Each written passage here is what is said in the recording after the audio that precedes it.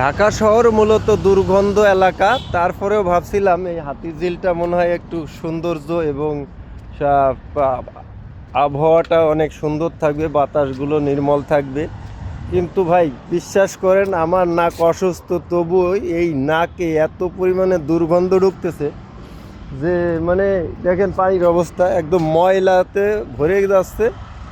আর দুর্গন্ধ, ওই যে বুড়িগঙ্গার পানি যেমন দুর্গন্ধ, এখানে তার চেয়েও কম অংশ না।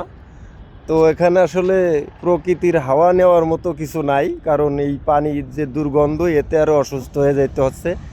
মানে এখানে টিকাটাই বড় বড় কষ্টসাধ্য।